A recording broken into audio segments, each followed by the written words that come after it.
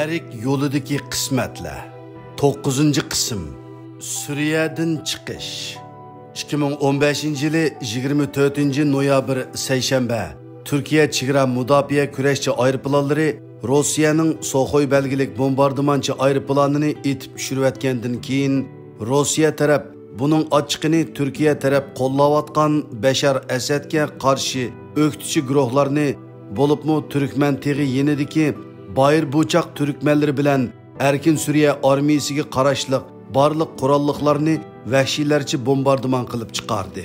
Shu qatorda Turkiston Islom partiyasining kontrolligida turayotgan muhim tayanch punktlarga uda havo hujumi qo'zg'adi. Sabdoshlarim bilan birga menmu yana bir qitim tayanch punktlarimizni qo'g'dash urushiga qaytadan safarbar qilindim. Biz bu qitim O'rislarning havo armiya hujumi va Asadning quruqliq hujumlariga qattiq qarshilik ko'rsatib 2016-yili 4-oygacha ularning 69 qitimliq birlashma hujumlarini bichit qildik. Bu arada Azerbaycan bilan Armeniya orasida jiddiy to'qinish yuz berib, O'rislarning diqqati bir mezgil Tashqi Kavkaz rayoni bilan Sharqiy Ukrainaga burilib ketdi. Biz bu fursatda buzg'unchilikqa uchirgan punktlarimizni qaytadan asliga keltirib, yaralarimizni davolab saqaytib oldik. Undan boshqa sabdoshlarimiz 2016-yili aprel va mayda Halab, Tilays va Xon tumanda hujum qo'zg'ab, Asad qismlarini eg'ir chiqimga uchratdik. Natijada ular yana bir qitim Rossiyadan havo hujumi talab qildi. 6-oyning o'ttirdan boshlab O'rislar qaytadan havo hujumlarini kuchaytirib, quruqliq qismlari Jisr al-Shug'urning sharqiga qistab keldi. Shundaq turibmi, biz cheklik harbiy kuchimizni ishga solib, ularning urinishlarini takror mag'lub qildik. Inovat tushib ketishdan qo'rqqan O'rislar 2016-yili 7-iyun Istanbuldagi saqchilarga qartilgan 11 odam o'lib, 36 odam yaralangan portlash voqeasi va 2016-yili 15-iyuldagi harbiy siyosiy o'zgarishdan foydalanib Türkiye bilan birdilla yarışıp elib, biz tizginlab turgan joylarni Türkiye'nin ta'sir doirasiga ayirib berdi. Türkiye mu shu yili 24-avgust Fırat qalqini nomida harbiy harakat qo'zg'ab, Suriyaning shimoliga askar chiqardi. Shundala biz O'rislarning bizni to'liq yig'ishtirib etishidan nisbatan aman qoldik va bir mezgil orom elish fursatiga erishdik. Biroq 19-dekabr Rossiya bosh elchisi Anqarada Türk saqchi qo'lida etib etilgandan keyin bizmo har ehtimolga qarshi O'rislarning ochiqini bizdan chiqarish ehtimoliga qarta darhol jiddiy holatga o'tdik. Undan Xitoy 2016-yili sentyabrda Hangzhouda ochilmoqchi bo'lgan 20 davlat boshliqlari yig'inidan burun Turkiyada turishliq Abduqodir Yapchanni terrorlik bilan qaralab, arz qilib, turmaga solitib o'tgan edi. Rossiya bosh elchisi etib tashlanib, 3 kundan keyin İstanbuldagi Maarif va hamkorlik jamiyatining qurg'uvchisi Abdulakimxon Mahsum hojimning vafot bo'lganini angladik. Bu ishlar hammasi bizni sagak bo'lishga undaydi.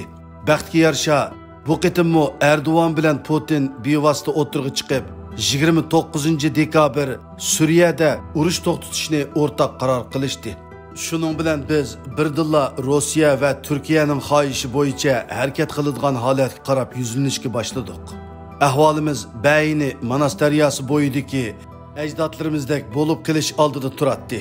Chunki bu urush to'xtatish kelishimida Rossiya bizga hujum qilishni davom qiladigan yo'chiqlar bor bo'lgandan sirt, Turkiyaning gapini anglamay, irodasiga qarshi harakat elib borsak, birdan bir qo'llovchi bo'lgan davlatning dushmaniga aylanib qilish xavfi tug'iladi. Bu ahvolimiz bayni 1945-yili oktyabrda oldida Xitoylar, keynida Sovet ittifoqi armiyasi orasida qolgan sobiq milliy armiyaning taqdiriga o'xshaydi. Biz mush tariqada burunqidek dahshatli urush qilish bilan emas, balki bu yerda o'ynalayotgan o'yinda qurbonlik bo'lib qolmaslik uchun sagaklik bilan vaziyatni kuzatishga boshladik. Gerçi qaytib ketishga bel bog'lagan bo'lsam-mu, biroq Fırat qalqini harakatida asirga tushgan Uyg'urlarning Turkiyada turmaga qamab qo'yilganligini anglab, bir mezgil qaytmay vaziyatni kuzatib beqishni qaror qildim. Chunki mening bu yerda o'lib ketkim yo'q edi. Shundaqla Turkiyada turmaga solinib yotqimmi yo'q edi. Faqatla mavjudligimni saqlab, Xitoydan hisob oladigan oxirgi jangga sog'-salomat ulashqim bor edi.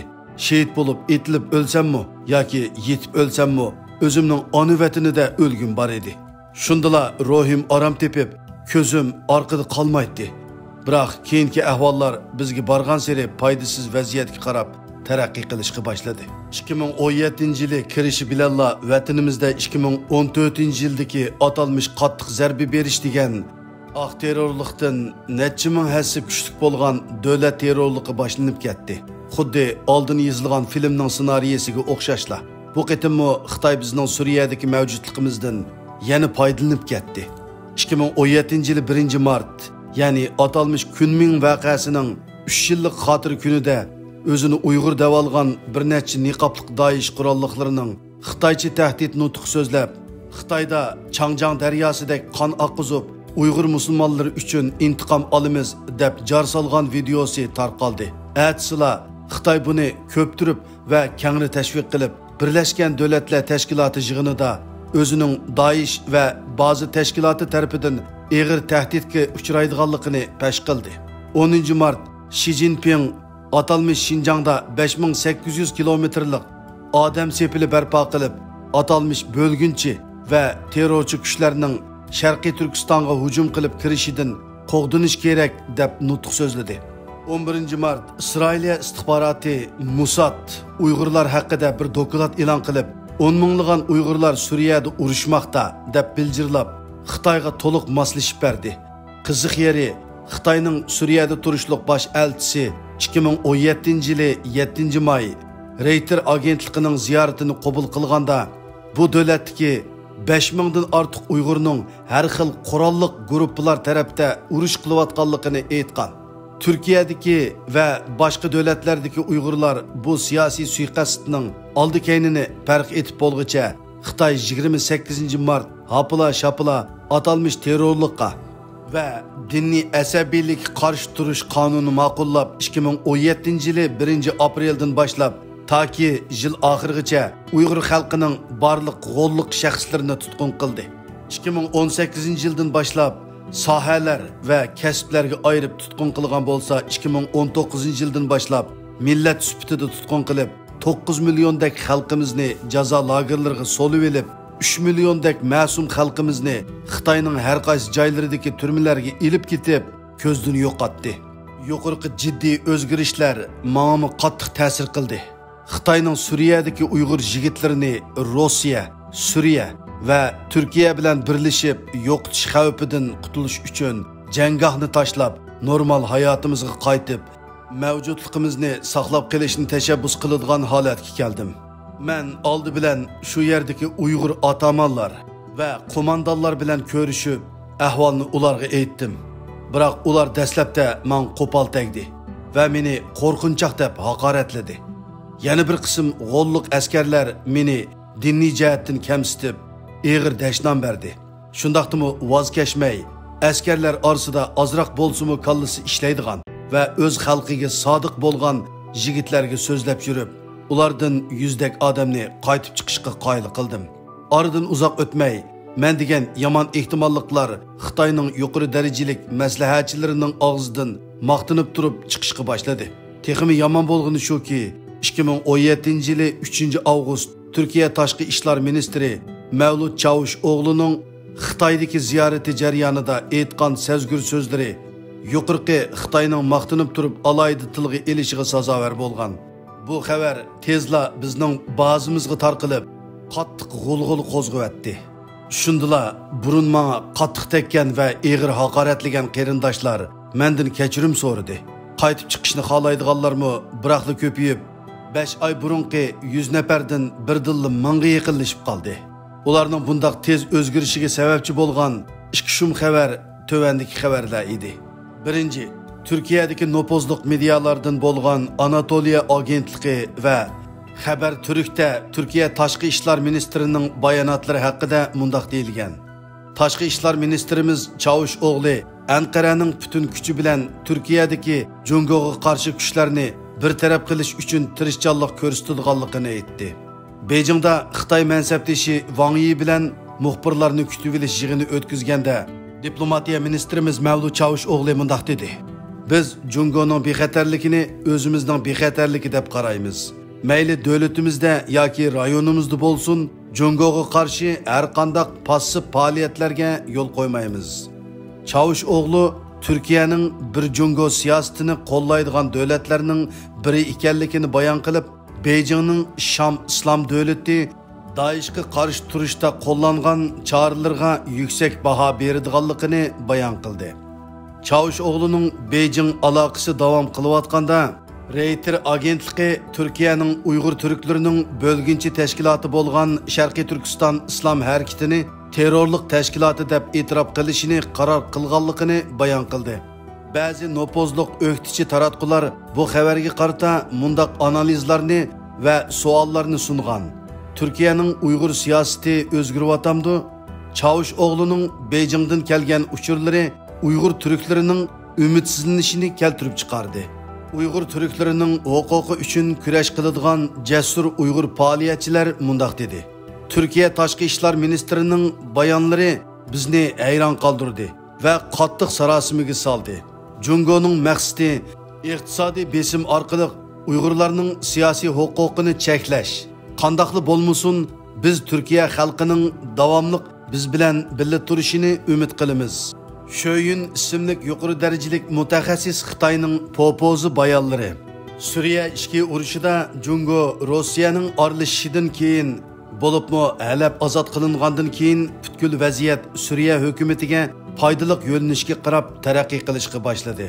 Keyincha Amerika Rossiyaning Turkiyadagi bosh elchisini qaslab o'ldirish orqali Rossiya Turkiya orasini buzishga uringan bo'lsa-mu, ammo Rossiya bilan Turkiya qiltaqqa tushmadi. Jungo Türkiye lirasini xalq puli bilan ayrıvaşlash tizimligiga kirgizib, Jungo Türkiye pullarini o'zaro almashtirish kelishimini imzolab, Türkiye Merkezi Bankasini Jungo bankalar ara zayon bozori a'zoligiga qabul qildi. Bu tadbirlar orqali Turkiyani pul muomala jihatdan qo'g'dash kuchaytirildi.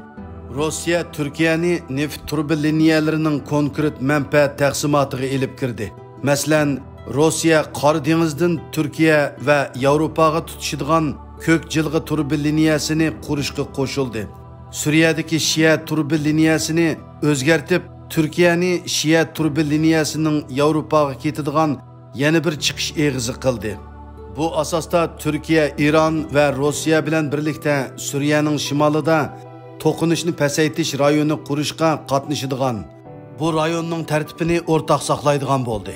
Şunun bilan bir vaqtda Rossiya Shanxay hamkorlik tashkilotining a'zolari bo'lgan Qozog'iston bilan Qirg'izistonning armiyalarini Suriyaning shimolidagi to'qinishni pasaytirish rayonlariga o'rinlashtirish taklifini berdi. Bu Turkiyaga madad berganlikdir. Turkiya Qatarga askar chiqarish orqali sunniylarning ichki qismidagi obro'yini o'stirib oldi. Hamda Qozog'iston bilan Qirg'izistondan iborat ikki sunniylar davlatining qo'llashiga erishdi. Jungo qo'llagan sunniylar davlati Pokistonmi Turkiyani qo'llab Qatarga askar chiqarishni xohlaydiganligini bildirdi. Jungo Rossiyaning qo'llashi ostidagi Turkiyaning sunniylarning ichidagi o'rni texmi mustahkamlandi. Bu Saudiya Arabistonning sunniylarning ichidagi o'rnini tamponlashtirdi. Jungo Turkiyaga shuncha yaxshiliklarni qilgandan keyin almoqning bermiki bor degandek Turkiyami qarab turmadi. 8-oyning 3-kuni Türkiye Tashqi ishlar ministri bayonot e'lon qilib, Jungoning bexatarligi Turkiyaning bexatarligidir. Türkiye chegarasi ichida Jungoning egilik huquqiga, zimin butunligiga va bexatarligiga ziyon soladigan har qanday ishning yuz berishiga yo'l qo'ymaydi dedi. Türkiye yana Sharqiy Turkiston islom harakatini terrorchilar tizimligiga kirgizgan bo'lib, bu cho'nqir ahamiyatga ega. Oldi bilan hozir Sharqiy Turkistonchilarning cho'ng lageri Suriyaning g'arbiy shimolidagi Turkiya chegarasiga yaqin Jisr shug'urda bo'lib, bu bozor o'z navbatida yana Idlib o'lkasining ichidagi to'qinishni pasaytirish rayoniga tava. To'qinishni pasaytirish rayoni deganlik terrorchilar bilan urush to'xtatishni o'z ichiga olmaydi. Ya'ni Suriya hukumat armiyasi bilan o'qituvchi qurolliqlar birlashib terrorchi tashkilotlarga hujum qilsa bo'laverdi. Sharqiy Turkistonchilar ish chiqarishga petinsa, Turkiya va uning qo'llashidagi erkin Suriya armiyasi Suriye hükümet armiyasi ve Rusya armiyasının birleşip zerbi berişige duş keladi.